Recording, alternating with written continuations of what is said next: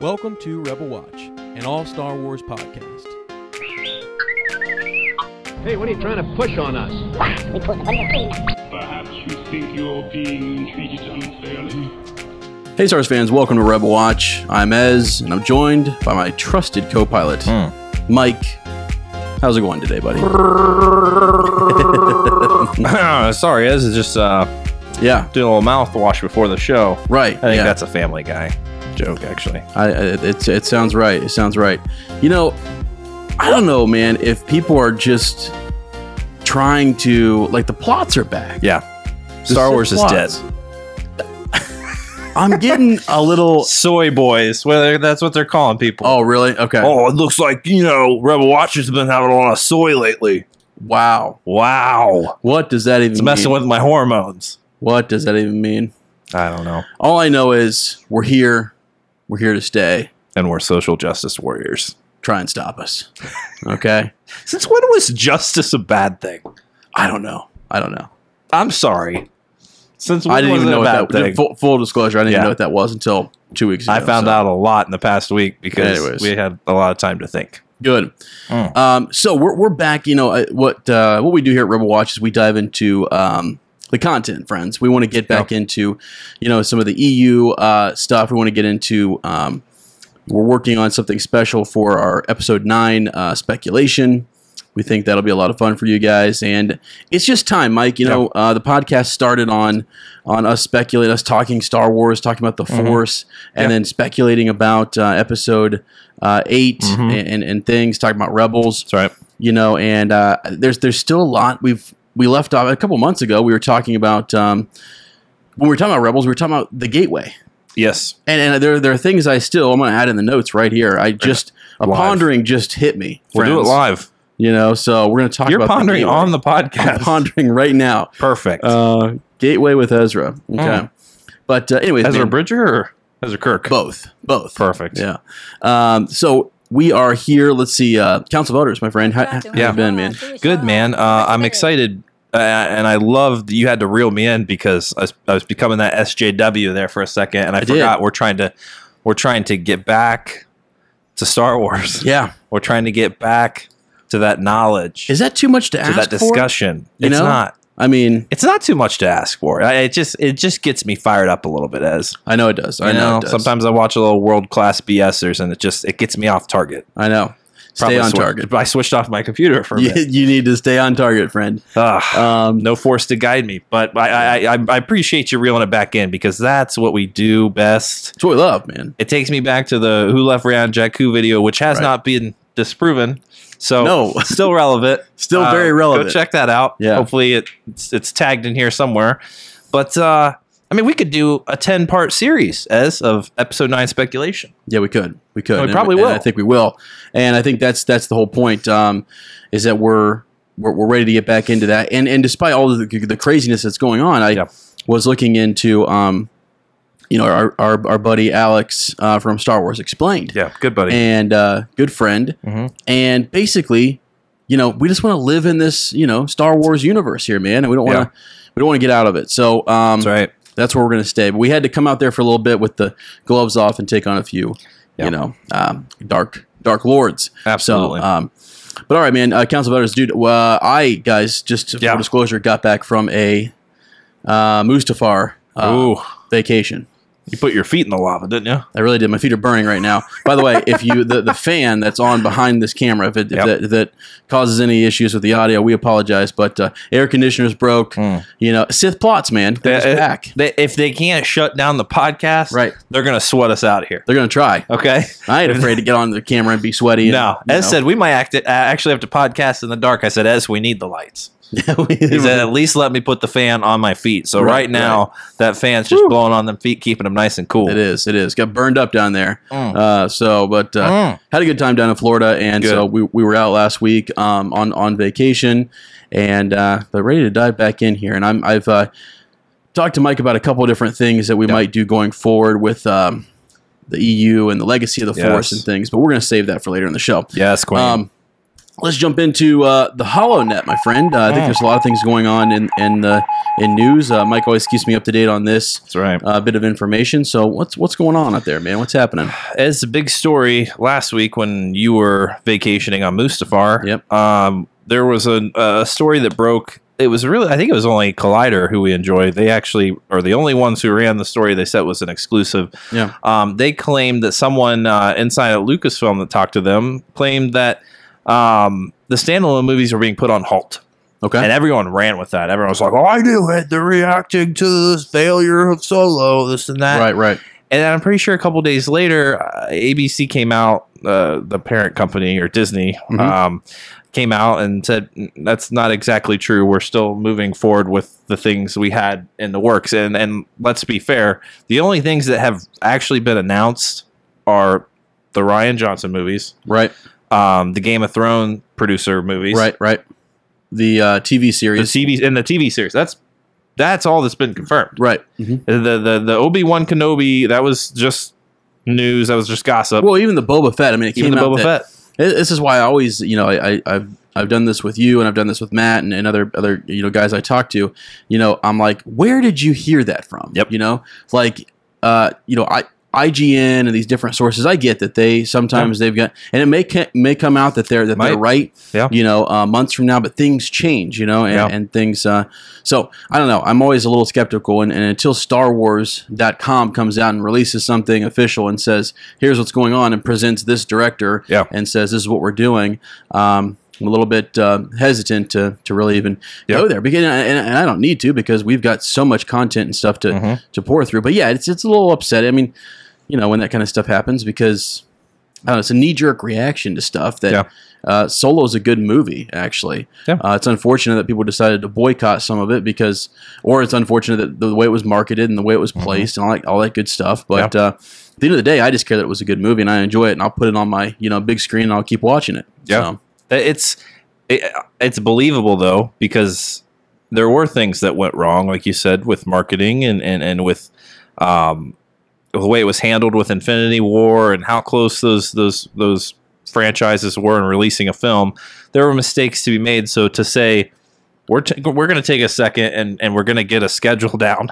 We're going to go back to December releases and only December releases, because that seems to build up enough interest. Yes. I mean, Rogue One is a perfect example of that. No one really knew what was going on. What is this? Like, even people that knew who Han Solo was did not know that this was like not a continuation of The Last Jedi. Yeah. It was just awkward. I think we were on our way to Cleveland and we stopped and saw those guys and Bob Evans, and they were like, So is this the next movie? I mean, and these are just your mainstream fans. They don't know, and there's not really enough time to process it really, and to figure out where it's at. So those of us that are in the trenches trying to figure all of this out, we know, we've known for months where it was going to be and where it was going to fall in the timeline. But your mainstream fan doesn't know that. So no. So that's the obvious thing, is that they're trying to figure out that. But it had me thinking maybe this is a time for them to take a step back from the plan that was in place and that doesn't seem to be going as planned, and to say maybe there needs to be some changes made. Yeah, with either Kathleen Kennedy or somebody. Which do you think there needs to be? I don't know, because there's stories coming out now that are saying people like Bob Iger and actually Disney themselves, and I'm not defending issues with things that have happened in Star Wars. I mean, ultimately, I think it is Lucasfilm that needs to right the ship, but they're saying that Disney is making a lot of these decisions that people aren't necessarily the happiest with. Yeah. Getting having a movie released in the summer, even though it wasn't like really probably ready, like with the marketing or necessary. Yeah. Some of these things are being pushed by people not, the owners of Lucasfilm, and that's not necessarily Kathleen Kennedy. So I thought that was interesting that came out. I mean, Kathleen Kennedy's getting a lot of hate. When I don't think it's necessary. I mean, one of the things that we're getting a rumor that that they were pushing for December, that they wanted more time, that they didn't want it to be right next to Avengers and stuff, and they were going to use their remaining budget for advertisement and marketing, absolutely, in a creative way, but they had to get real creative with the timeline that they were given. Yeah. So I don't know. Interesting stuff. Could happen. Who knows? I hope not. I actually hope that things kind of, you know, I like what's happening. I like the movies and the content that has come out. I've enjoyed it. You know, it's controversial a little bit, but, you know, I don't know, man. I just think it's I'm along for the ride, and I cannot wait to see what happens in episode 9. I think episode 9 could be the. Yeah, but by the way, she will not leave until episode 9 is done. No, that would be. She won't do it. No, there's no way. So, and that might be her time to say, cool, you know, I got all of that done, and she might move on, you know, and see how it goes, and that would be okay. But I hope she needs to finish that and see that through, because I think we're actually on a good path, and I think something really cool could happen in 9 that's going to get us all excited. And you know what the more likely reason for a possible halt of production of these standalones is that next year they have to release a streaming service. Yeah. Mm-hmm. They've announced that. Right.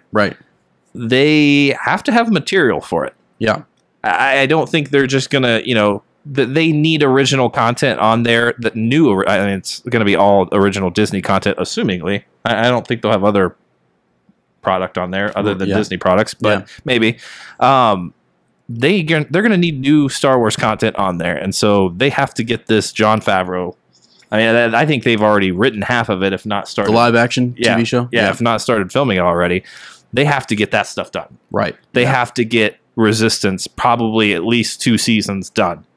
Yeah, and get it ready. Right, and I think their Resistance is coming along fine. It's Dave Filoni still, that's his project, right? He's still working on that and things, right? I think he has input in on it. I think, but I mean, we are assuming because it's kind of that TV realm. They've never gone this way. We're assuming he's going to have some influence. Yeah. Ultimately, it's Jon Favreau's production, and he's directing. Well, on the live action, I thought the live action, the Resistance, that's Filoni. Yeah. Sorry, I was confused. But they're not going to BS a TV show. No, I don't think so. I'm just saying, like, I think we're okay with Resistance. Yes. I think it's going to be just fine. But you don't think this is going to be some Star Trek? No offense to Star Trek, but the television shows and the movies. There's you see a wide gap in production. It's very clear that one's a television show. Are you going to be able to tell? Is it going to be such a high quality production that you feel like it's a film? I don't think I think it's going to be. It's going to be. That's why I think they'll dedicate those resources. Me too. This, yeah, you can't do it once you've got Game of Thrones and you've got like Amazon buying the Lord of the Rings, rights and making their own TV show. Yeah. It has to rival. It has to come close. Anyways, if it doesn't, then it's. Well, what are we doing? There's money to be made there. Yeah, so especially if that's going to be what drives us going to their streaming service. Yes. If it's that caliber of TV show. Yep. Okay, then we're all downloading that. We're on board, and that's going to be $10 a month. There it is. Yep. You've got it, and we'll cast it to our TVs. Yeah. So that's my thought on it. But we'll see. I don't know. We'll see. It's exciting. Yeah, it is. It is. I hope that they. I do what you do want them to dedicate to a project. You don't want them to have too many things going on. Plus, you want to have time to, your consumer needs to absorb it, and we need to process it. So let us do that. Yes. When you throw too much at us, it's hard to, consume it all. So, are you having Star Wars fatigue? No, I'm not. I'm not having Star Wars fatigue. Well, not yet, but I'm. I do get nervous like some other people that you got to, rein it in a little bit. I think, they've done a decent job. I think here with Solo coming out right after Last Jedi, it's been a little bit like, whoa, what happened? This is pretty soon. But do you think that would have been the case if it were, we talked about this when I got here, if The Force Awakens had showed before Solo, 5 months, 6 months before, would it have been a different story? Is it The Last Jedi that has caused this issue? Some of it, but I think it's hard to compare those two things because Rogue One, is again completely different, but happens a whole year later. True. It would have been interesting to see like if Rogue One was the same time, had the same success and was right after The Force Awakens. Then I think you can make the case. Well, like okay, it's just then you put it on The Last Jedi or we're oversaturated or what have you. But there was time to build up for the Rogue One. I don't know. Well, I see what you're saying though. Is it Force Awakens? That helped since it was so good and we were on such a high. Also there's not much going on at that time. You don't have all of the TV shows and all this other stuff in production, books and things. They had just started, and so that's the second big project that they're doing. You got the Force Awakens and the Rogue One. So Rogue One itself, though, had problems. Don't forget. They had major problems on set. They had reshoots. I think they had more problems, at least it seemed more serious at the time than it felt for Solo. And maybe that's because we didn't, I don't know. I didn't put a lot of stock in Solo. Did you? I mean, I felt like I had more stock in Rogue One because it was the first standalone movie. Yeah. And we were worried. We were nervous. We were nervous, and I don't know. Solo, or like, if it's not great, I mean, I don't think it's going to bring things down, but this was the first standalone. It needed to be successful. It was a story we'd never really heard. Yeah. So I don't know. It's interesting. The Last Jedi has had an impact, and I think a lot of people have denied that for a while, maybe even Disney, but and I'm not defending those fans that are out there, trying to rewrite the movie and have it reshot by Disney. Not defending that, but it has had an effect. Okay, here's the thing too, though. I think The Force Awakens had its controversies as well, and that people thought it was too much of a remake, it's rehashed or whatever. But you had time to get over that. Yeah, you had a whole year to get over that until the next movie came out. Yeah, and people are not over.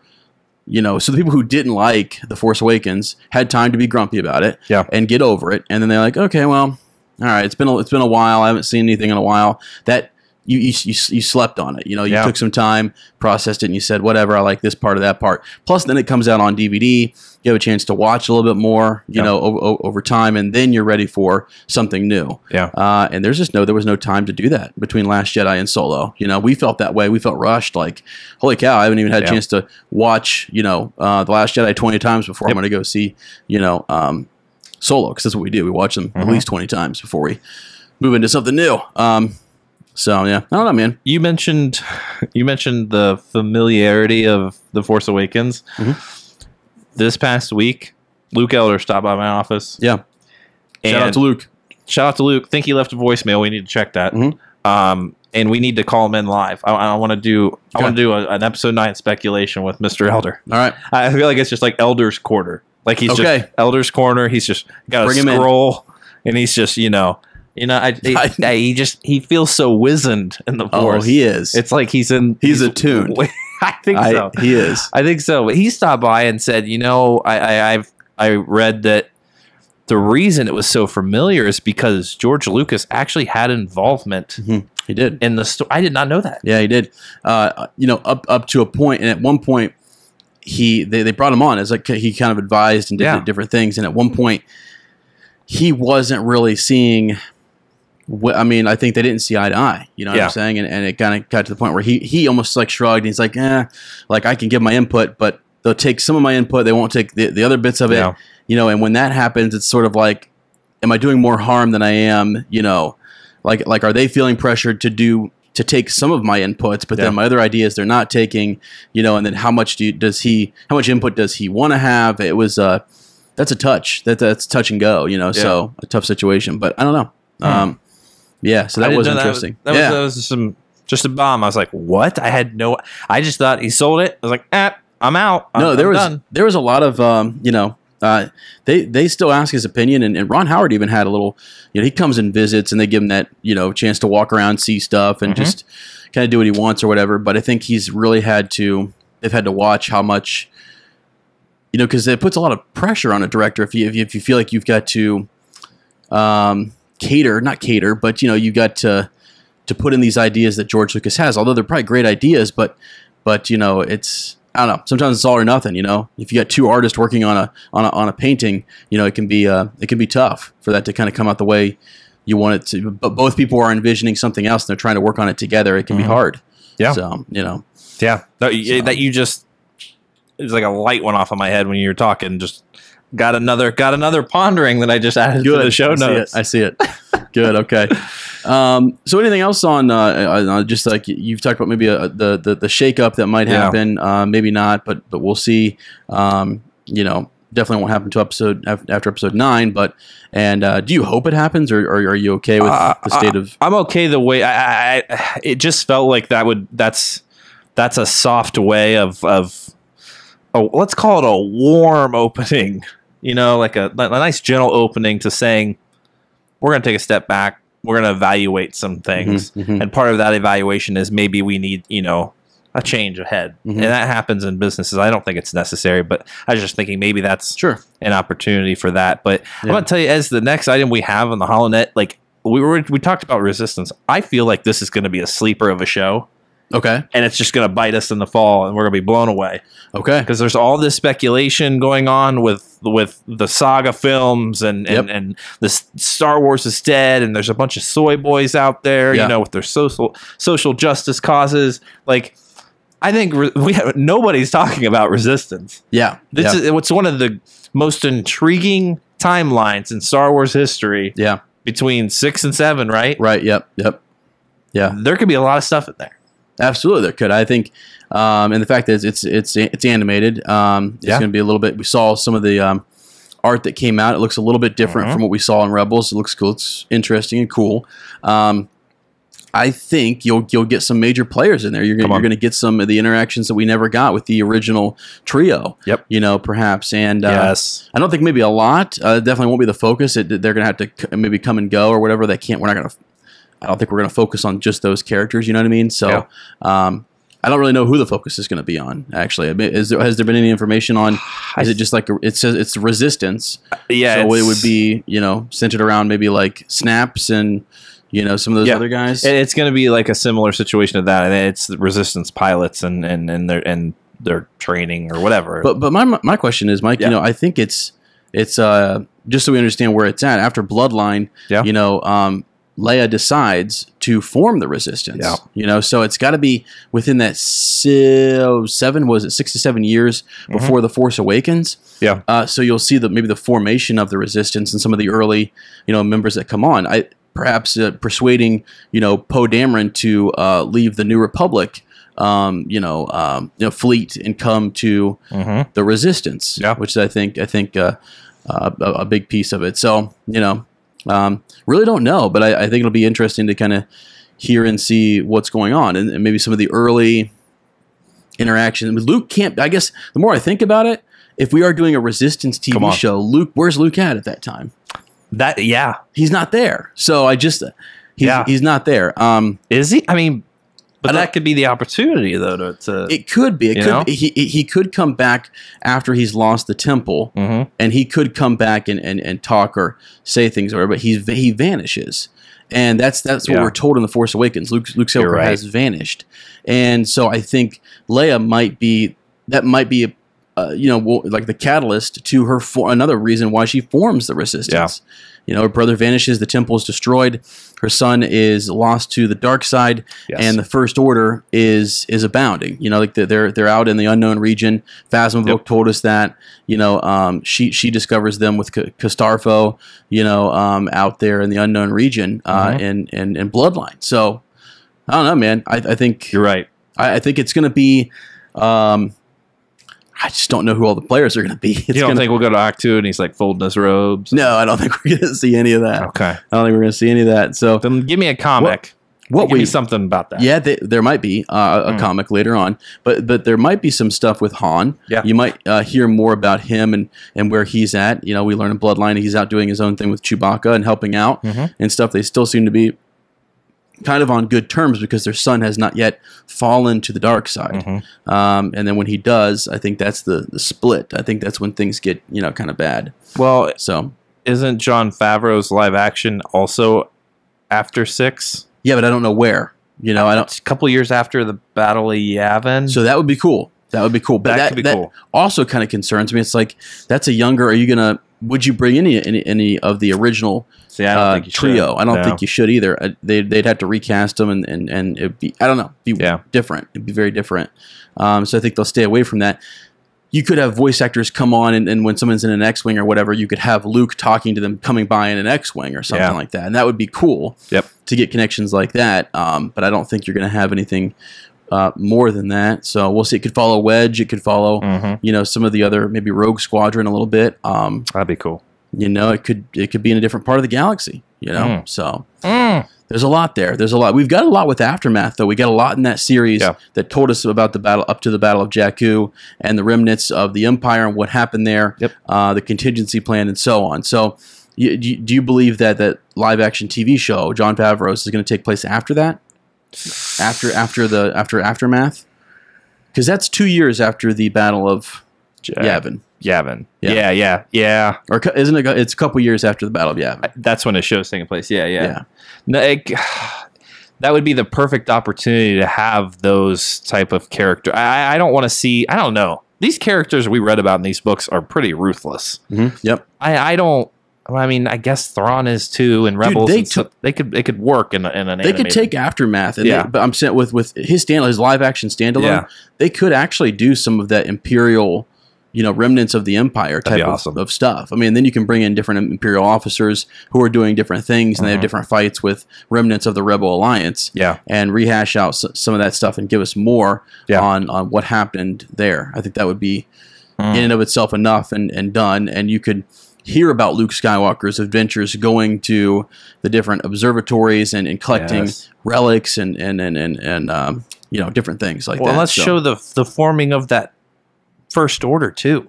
Yeah, Snoke is so cryptic about. I don't know. I can't even remember exactly what he said, but he's just like It felt like he was saying I wasn't even supposed to be like the leader of this. Like there were all these other people that failed. Yeah. I don't know. Yeah, he mentioned Sloane and Gallius, Rax, and stuff. So, but never Thrawn. No, never Thrawn. Never Thrawn. So, that'll be interesting. I don't know where the heck that's going to come back into play. I have no idea. That could be its own series, man. Could be. Backstabbing, just that's why I put in a little something here with the Gateway that we're going to talk about in a bit. Come on. In the pondering. So any other speculation there on the Resistance TV show? Nah, man. I think we're gonna have to bring in the wizened Mr. Elder and pick his mind about it. Yeah, man, he's got a baby now, so he may have to call in. Well, Luke, if you're listening, I'd meditate on these things and give us a call, and we will try to get you in here to. Absolutely. Yeah, we need to seek your counsel. That's right. So, that's right. Yeah. All right. Let's dive into Ponderings with Kenobi. We got our questions of the week, things we've been thinking about. Feel free also on Twitter to hit me up at Womprat _2M and hashtag Pondering with Kenobi. That's right. And we'll check those and get your questions here on the show. I think the first thing I had been thinking about as we dive back into some of our episode 9 speculation, a series I've started to read and want to continue to read with Mike, is Legacy of the Force. Let's go. And there's a lot. You might say, why? And I really, to answer that, I want to see the relationship between a Jason Solo and a Ben Solo. Come on. What were their arcs like? What was Jason's arc like? How could it be similar? What could they pull from, in regards to, Jason and Jaina Solo and that relationship, Yeah. Because we still have no idea who Rey is. And, well, we do. She's no one, right? Air quote, no one. Yeah, we think. So, I was kind of talking to Mike a little bit about the idea with, Jason Solo. If you're interested in this, I'd like, in the comments or whatever, hit us up on Facebook. If you'd like to read along with us, I think that would be really cool. I love the idea of book clubs and getting people involved and getting comments and hearing what people pulled from the text and all that good stuff. I would like to read Betrayal, the Legacy of the Force. Now, next week, we're going to be finishing up Fatal Alliance, and we're going to finish up Annihilation after that, get the Old Republic stuff done. Mike has finished Annihilation. I got a chapter or two to go. And I'm sorry, you finished Fatal Alliance and Annihilation. Yeah. I still have to read Annihilation, and then we'll have that Old Republic series kind of done up, and then we'll jump from Old Republic to Legacy of the Force and kind of see what we have there. But, my friend, I was Jason Solo. Yeah. You blew my mind with this. So during the Yuuzhan Vong War, he's tortured. We know this. We know that he goes through a lot. He's a hero. He's someone that the galaxy and the New Republic look up to. And Luke gives him a lot of responsibilities and things. But with the Legacy of the Force, it starts off and we have an issue on Corellia.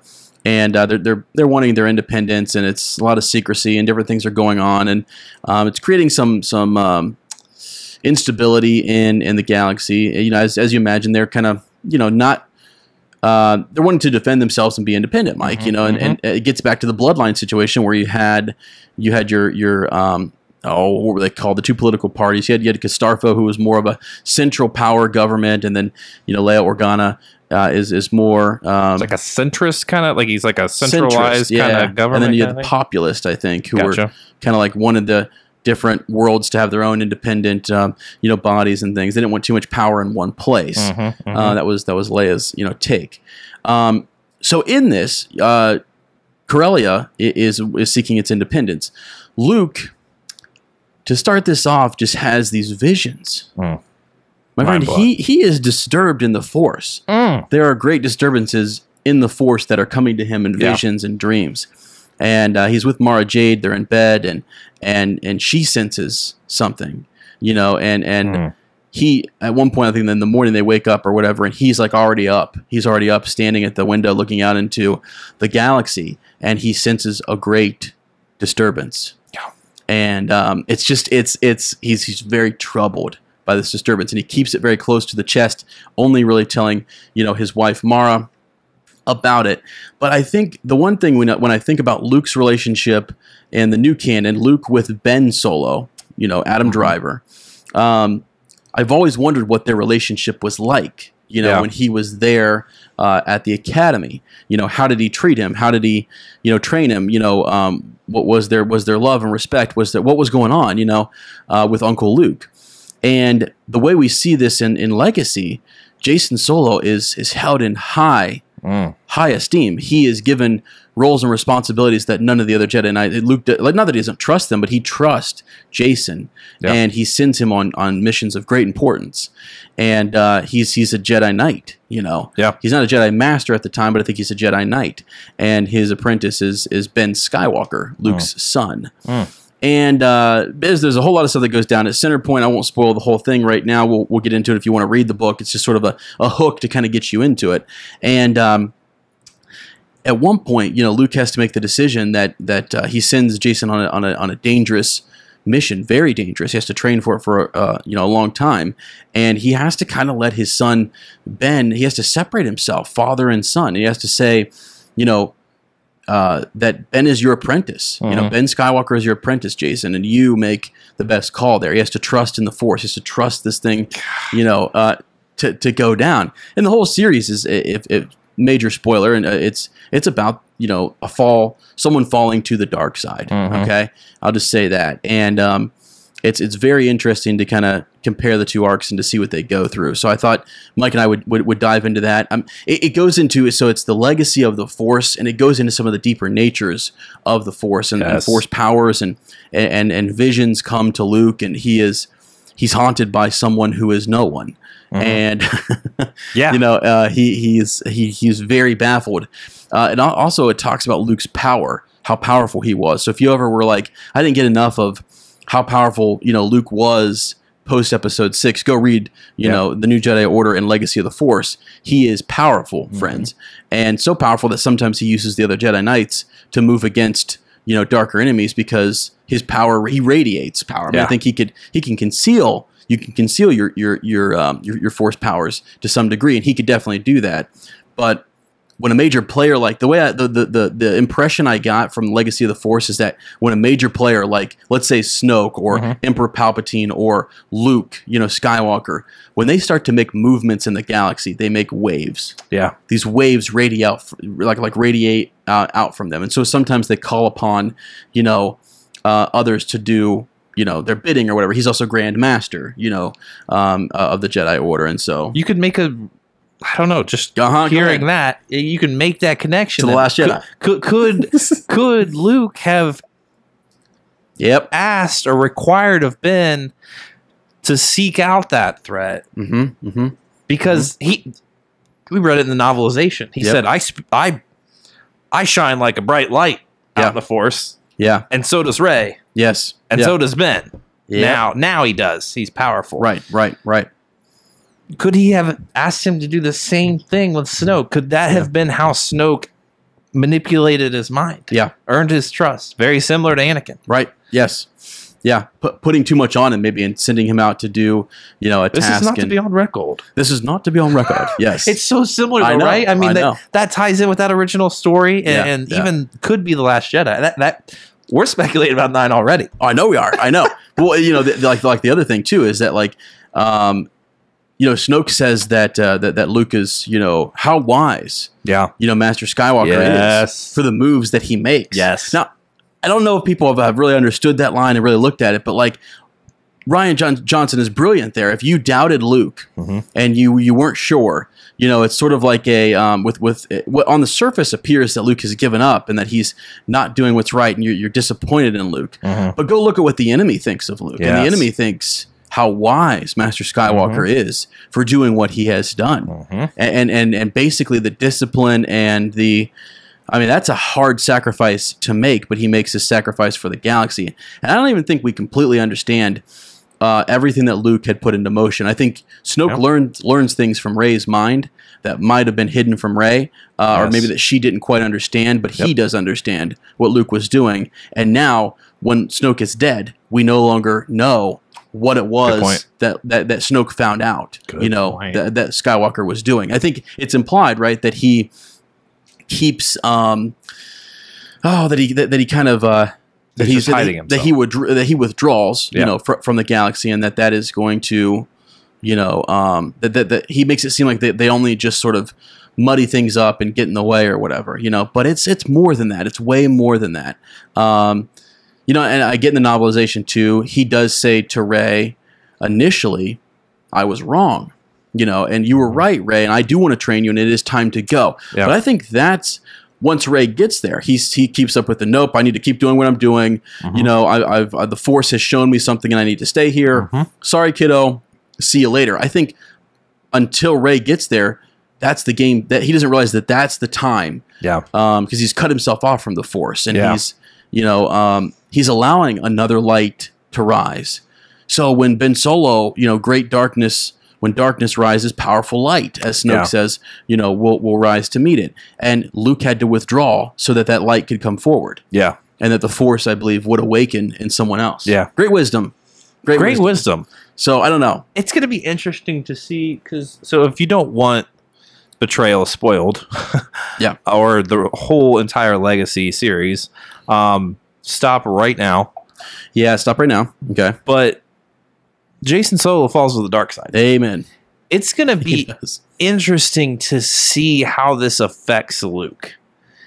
Because when I think about it, dude, Ben Solo was Luke's apprentice. Yes.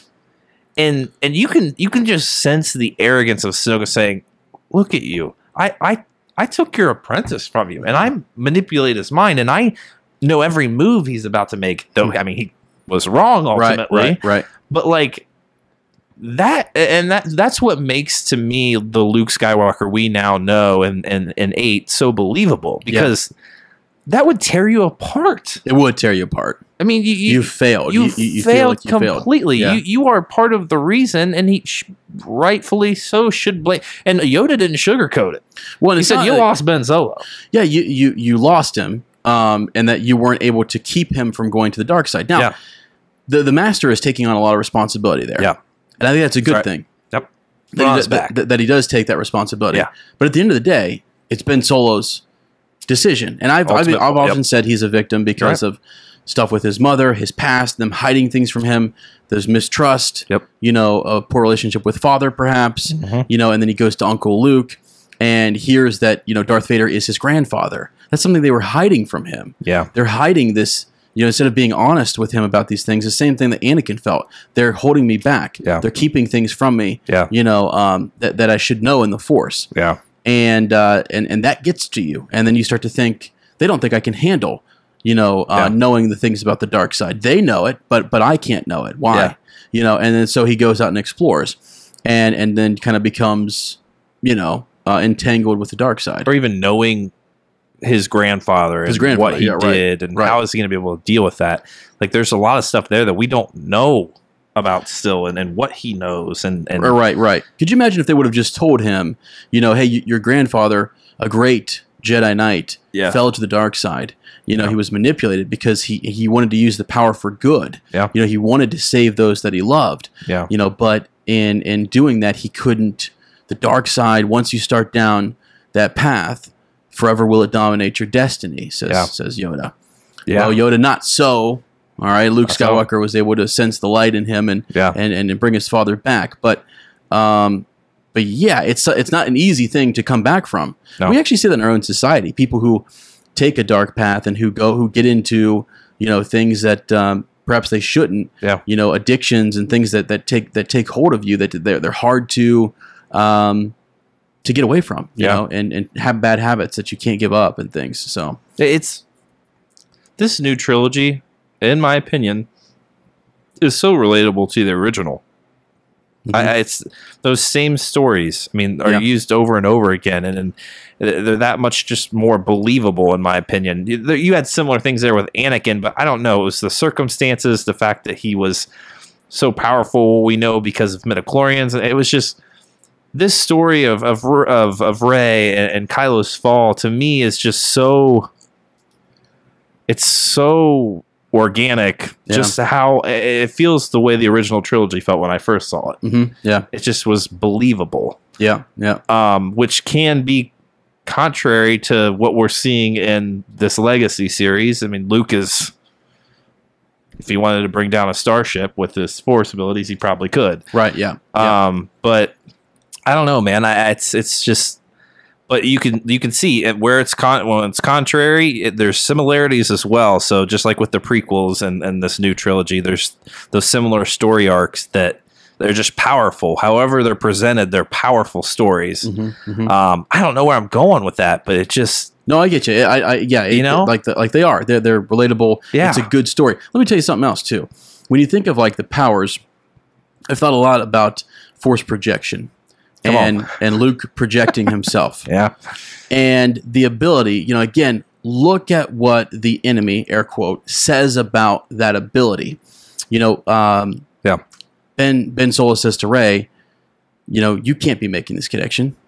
This would kill you. Mm-hmm. When they had this force bond. And that is, stoked by Snoke. Yeah. Although I believe it was already there. I think he just recognized the connection and he made he bridged it. Okay. Yep. Luke doesn't know that because he's cut himself off from the Force. Yep. But if Snoke's that powerful and can do something that would the force of it would have killed Rey, Snoke's doing it pretty easily, right? Yeah. Luke shows how powerful he is by using a similar type of force power and projecting himself across the galaxy, and I just think too, it opens up a whole other, a bunch of different things that can happen, force projection and, connecting with people across great distances and stuff, it's interesting. Force connections have always been there. Luke spoke with his father, Darth Vader, in Episode 5, and with Leia. Leia returns on Cloud City to save him. So those types of connections are already there. Rey and Ben Solo or Kylo Ren have that connection. Snoke just uses it. Great point. And really helps to make sure put them face to face or whatever in a way that they.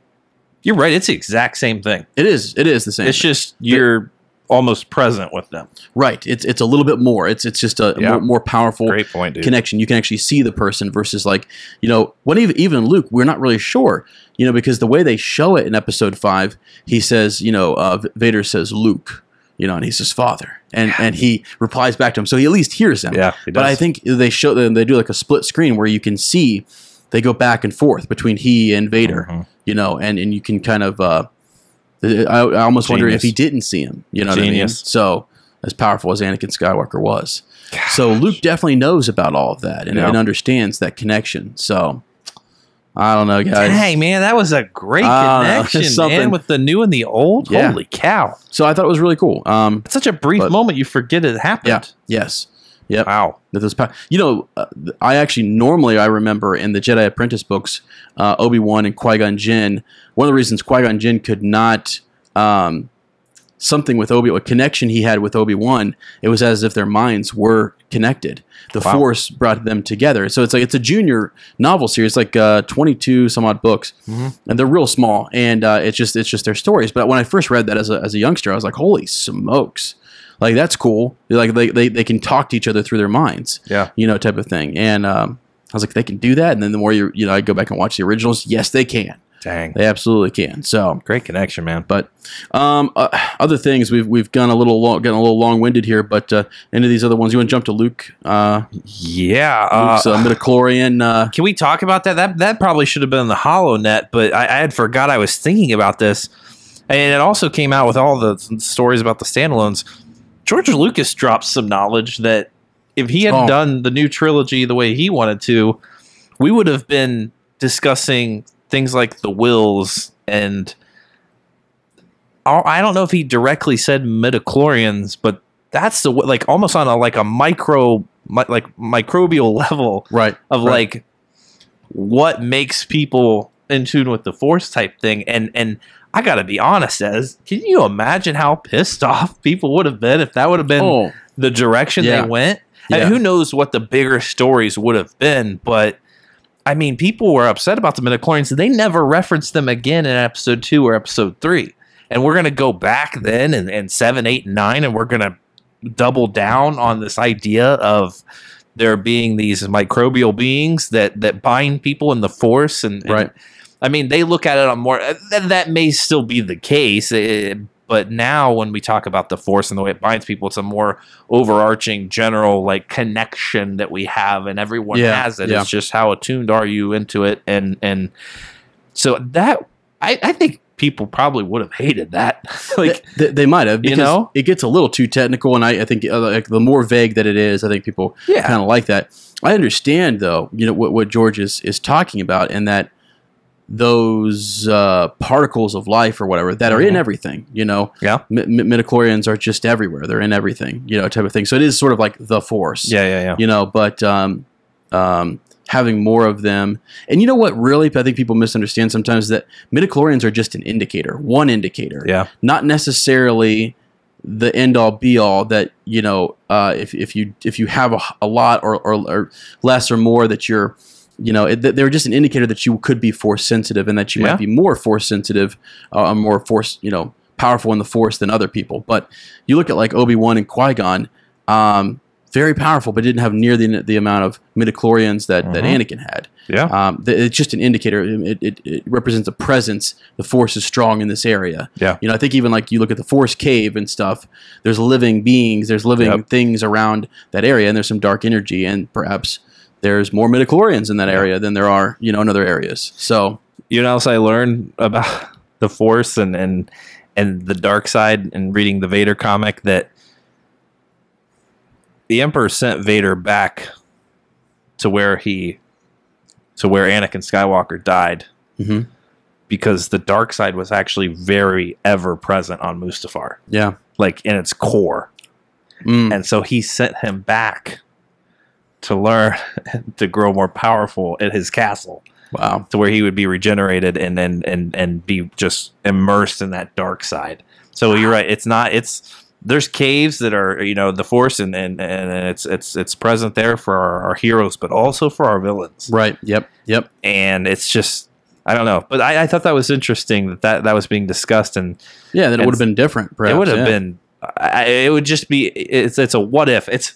It's a what if series that we'll put on the Patreon. Sure. Okay. Yeah. What would that look like? How would people react? How would George's have been? Yeah. Yeah. We'll double down on that a little more. That could be a good what if, and what that would look like. Yeah. But I just thought that was interesting. A lot came out in 2 weeks. A lot to ponder. I did see something about it. I didn't click on the video where they were talking about what George Lucas had said about it. But yeah, I think it's interesting. You have a pondering as. Another pondering. I do. Which one, though? That's a great question. This one or this one? Which one are you feeling more strongly about? I'm feeling more strongly, honestly, about the Gateway. Let's go. With Ezra Bridger. Yeah. So sometimes we get a lot of ponderings, and I think if you take your time and really listen to what the Force is telling you, I'll just tell you what they both were. One was about Mara Jade and a Kira connection. Yeah. And I'm not really feeling so much more that there's a strong connection there, or for me to be pondering on that. I think it might not be what I think. It's Sith plot. Darth Maul's involved there, and so I don't know that I need more time on that to ponder. But can I throw a little nugget out? Yeah, absolutely. Could be a big. Absolutely. Kira could take down Maul. She could. This is why I want to read the Most Wanted book. Yeah, because I'm hearing that you get inklings of why Kira is the character that she is that allows her to get as far. It doesn't necessarily tell you why she went and did the things that she did, but you see, oh, that makes sense how she got to the top like that, and is not enjoying what she's doing, but she's very good at it. Right, and it's her drive. And it's her exactly. Yeah. And so I'm wondering, because Maul falls at some point after this. He does. We see him in Rebels. Like that. We do. We see him in Rebels, and he's not in the position that he is. No. Maybe she takes him down. Maybe she becomes the crime boss. There's the severing of the connection with her and Han. Right. That's a good point. That's a really good point, actually. So for me, I agree. That I think the Kira Mara connection, I think we're starting to. It's not as great of a theory. I mean, well, and could Mara Jade have originated from? They could rewrite that whole bit, and could she have originated from? I'll be sick. A crime boss position or whatever, and been sought out by the Emperor. Yes, come on. Yeah, she could have. Let's go. Absolutely. So it's not over, my friend. You're right. Never say never. The Force sends you one thing and it sends me another, and sometimes when we sit down here together, it all makes sense. Amen. Amen. But no, I wanted to. It's been a while since we've talked about the Gateway. Yes. And what Ezra Bridger sees in Rebels, and he enters into this dimension or this place in which Ahsoka, he saves Ahsoka from Lord Vader, and we see at the end of Rebels, she goes with Sabine to track down Ezra Bridger. Let's go. That is a story that they will have to continue to tell. I think it's too big not to. It's too big. Thrawn goes with them, and Sabine is interested. She's thought for years during the whole the fight between the galactic war, right, between the rebels and the Empire. Yep. She's been helping, and Hera's been a part of that as well. Yep. And she has her offspring, and things, and so Phoenix Squadron has been doing their own thing, right? And Ahsoka has been around the whole time. Yeah. And she's there. Yeah. She's still at work doing things in the galaxy. She is. So what were they doing, and what is it that it's a large galaxy? They could be doing many, many, many different things. But once it's over, and Luke Skywalker has prevailed, and the Emperor is defeated on the forest moon of Endor, it's time to go find Ezra Bridger. Yes. And I think we're getting excited for the Thrawn novel that's coming out, and I don't know that the Gateway will come back into play at some. It may. I believe they'll reference the Gateway at one point. I actually think eventually, you mentioned the Wills. Yeah. I think they'll mention the Wills at some point. They've talked about the Guardians of the Wills.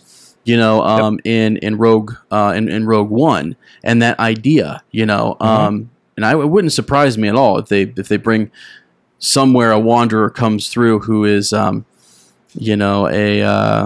the word? One of the not a Will himself, but a priest or something. I forget what they're called. Yeah, I know what I'm talking about. Yeah. So, anyways, but I'm interested to see, where all of that goes, and to see what happens with Ahsoka and Sabine going to that unknown region, and what will they find? Has he been there for all those years? What's been going on? Is he with the Chiss and the Chiss ascendancy? I'm guessing he's in Thrawn's territory, so he is. I think Thrawn is on top there. I think Thrawn is the one who's in control when they're in. Again, we don't know that they went to the unknown regions, though, do we? We don't. We just assume it because the. Whatchamacallums, I think the space the Chiss ascendancy, but I think the space whales even. Oh, okay, yeah, sure. May have come from there. I can't remember what that was. Yeah, something gave us a clue. I can't remember what it was either, but it gave us a clue that it was unknown region. Yeah. And so maybe it was a Sabine at the end talking about where they would needed to go next. Yeah. So I don't know, my friend. I'm interested to see where that goes. But do you think we will see the Gateway again? Do you think that someone will try to use it in some way? It's too powerful as not to be mentioned, or for something to touch on. Not necessarily maybe that we're going to go back to that same exact spot where Ezra was, but that kind of power exists, and we may see other characters have used it in another manner. Let me drop a bombshell on you. Holy cow. So you find the Gateway. There's many different ways places in which you can access it, I think. Come on. You know, and one of the ways on Lothal was with the ancient Jedi temple there. Mm-hmm. You're able to there were signs and different things that led them with the Lothwoods and stuff to get there. Mm-hmm. But with the Mortis gods and things like that. You know, the Mortis gods are represented on that wall. They're there. Mm-hmm. But Lothal has no, I mean, it's not near Mortis, and it's not, you know, why are they there? Mm-hmm. You know what I mean? Why is, I think it's just like it's a reference there. It goes back to an ancient nature of the Force and the beginnings maybe of some of this, or the creation of the Gateway. Mm-hmm. I wonder, you know, Luke Skywalker found a little place called Ahch-To, and Rey finds a mirror Holy cow. down there. Yeah. And she's looking Smart. into a cave and a mirror. So the places in which you can enter a gateway would be somewhere like that. It would be somewhere like where Luke is at, a place that's powerful in the Force. Yeah. And there would be a procedure in which you would enter it. Mm-hmm. And I almost wonder, you know, it did seem like she touched and then stepped through and could see herself and all these different facets and stuff. Yeah. And it seemed like she was being led somewhere. And I wonder if the gateway doesn't operate in different ways or whatnot. But Great point. I wonder what it was allowing. Who was it that she saw those two figures walking towards her that merged to become one? Is it messing with her? Is it the gateway showing her the past and the future, or the present? You know, what is it showing her? I almost wonder if they're not connected in some way. And I don't think they would ever actually have a live action character walk into the gateway. I don't think that's going to happen. But I just think it could be a subtle, you know, connection or not. It's something to think about with these Jedi temples, that could you though access points in an old, let's say the Game of Thrones producers, something and boys, can't remember their names. Yeah, you could do something like that, have that kind of connection. Maybe they go and they see the future and they're like, dang. Yeah. Or maybe that could be the way the Emperor lives for so many years in the Old Republic. I mean, who knows? There's bigger power out there. Right. And that gateway, and I'm sure that's not the only you know, means of whatever affecting the future or the past. Right. I mean, who knows? They could. I know. They could tap into it. They could. There's a lot of things that and you're right. I think you have this gateway that we've seen. That doesn't mean it's the only gateway. Doesn't mean it's the only place in which you could affect the galaxy in this way. It just happens to be one of the ways, or the only way that we've seen that we know of right now. Yoda in the Clone Wars goes to the center of the galaxy. That was weird. You know, and has many visions and different things, and meets those, what are they called? I can't remember. The wispy things. Yeah. Gosh, I'm totally blanking. I haven't seen the Clone Wars in a long time. But he goes there and he learns how to become one with the Force. Now think about this. When you become one with the Force, they are able to still touch and work in the galaxy. They're in the netherworld of the Force. It's this world that kind of contains a spirit world almost in a sense. And they're able to manifest themselves in it. And manifest, you know, here in... I mean, it looks like even like Yoda's able to affect the world there when he comes back. Yeah. So I don't know. There's a lot there that I think they I don't think they're going to get into the nitty gritty of it, but I think because again, I don't know, time travel and influence things in the past, and they're not going to get into that kind of stuff. I think there'll be guardians and procedures and things that are in place to protect that type of stuff. You know, but it was a wild. It was shocking that Dave Filoni did something like that, and I don't think we've kind of forgotten that it happened. And if that's when I said it's like if you're upset with what happened in The Last Jedi, and you haven't seen what they just opened the gate that they opened. Exactly what I was gonna say. It's wild, isn't it? I mean, there's people though that loved the Dave Filoni story, but they're like, oh, what a cheap and easy way of just making up Force powers with Luke projecting himself. Oh, that's cheap. Yeah. What? That seems minor. Yeah. The fact that Ezra Bridger went to a place back in time and literally pulled someone out of a moment in time. In which I believe she was killed. Exactly. So had he not have intervened, Ahsoka was dead. It sure as heck seemed like it. Yes. But they love that. I've seen a lot of people saying that's great. Rebels is great. This new Jedi crap is... I can't believe... It's mind-blowing to me because to me that seems much more Well, and it's actually mild. Like they really went for it. I think one of the things with the Force, and we were talking about this with midichlorians, is keep it vague, keep it open to the imagination, keep it. It makes it relatable to everyone, and you're allowed to then ponder about, like, people have been mystified as to the cave, what happens with Luke when he faces Vader and sees himself in the mask. Yep. You know, and Yoda knows that these are riddles and tests and things that the dark side is trying to manipulate you, and it's a test. You know, the same thing Rey faces down there. So they're meant to be open-ended like that and stuff, and they went for it in the Gateway. It's still kind of open-ended, but they're pretty explicit in that it's a portal in which you can go to different places. You could hear past okay, Ezra Bridger heard Kylo Ren. Yep.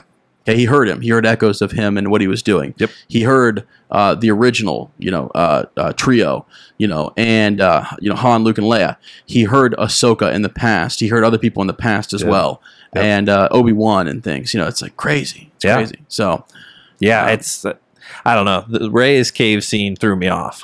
Yeah, nobody has an idea of what that meant. No. I mean, Luke's cave scene a little more straightforward. Still had some gray area. Right. But because I mean, we learned later and things that there were that cave was pretty force sensitive. That it was dark and mysterious. But race, we'll get. I have some thoughts on it. I guess. Okay, I do. Down. I think if we talked about it now, we'd talk for another 25 minutes. You're right. But might not have space on the card. You might not have space on the card. So, but I don't know, man. I just thought it's that's what we want to get back to: the legacy of the Force, the nature of the Force, what's going on. It's a good start. I know, right? It's to get into the nitty gritty of it, and that's where I've always been passionate about Star Wars and looking at that type of stuff. So we had a moment in the aisle at Half Price Books. We did. You're like, Mike, it's time to go back. Yep. It was a very Teenage Mutant Ninja Turtles moment. It was. Time to go back. Yep. And we saw Splinter in the Flames. Saw Splinter. Yeah. Thomas was there. I felt his presence. I did too. But you just told me one little scene, that opening scene that you opened with here about Legacy of the Force. I was more detailed with you on it than I was. A little more. We don't spoil anything, but hooked. Yeah. Hooked. That is what we like getting deep about on the Force and post 6. Let's go. It is. It's going to get real deep. Yeah. I'll tell you this, one more nugget for the Legacy, because I really want to do it. They are challenged. The Jedi are challenged in ways that they never foresaw. Come on. And that's where I'm like, I don't know if enough people have made a connection between what happened in that series to what could happen here. Let's go. And not necessarily like the outcome or the end game or the overall plot, but like the subtleties and what's happening to the Jedi, what's happening to the Force, and how we should approach, should the Jedi take a life? Should they participate in war? Should they be peacekeepers? What is the Jedi code? And all these different questions. Gosh. So lots to get into. But I'm down. Well, I'm on board, my friend. Count me in, General. Count me in. So, all right, guys. Well, thanks for listening. Mike and I will be back next week with our Fatal Alliance discussion. I think we're going to try to dive into that, and then after that, we'll finish up Annihilation. Yeah. Probably need another couple weeks for that. So we'll do some filler and kind of pull up some good topics. If you guys have topics or ideas, please hop on Facebook.